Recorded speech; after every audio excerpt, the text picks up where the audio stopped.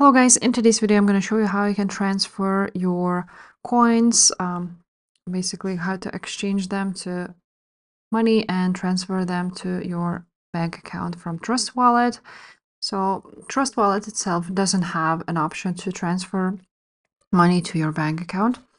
So first of all, when you will have, I don't know, Bitcoin, Ethereum, whatever coin you have, you need to transfer it to Binance.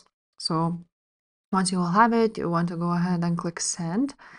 Choose a cryptocurrency. So for example, Bitcoin, click send, and then enter the address and amount. So the address you will get from Binance from your account. Once you will have your Bitcoin address, you can go ahead and find it here on deposit and deposit crypto right there. And you will basically find your address right there.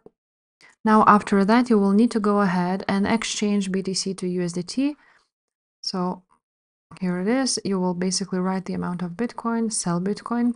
Once you will have USDT, you will be able to withdraw your money to your bank account. If this video was helpful, please leave a like, subscribe to this channel, and I will see you next time. Bye.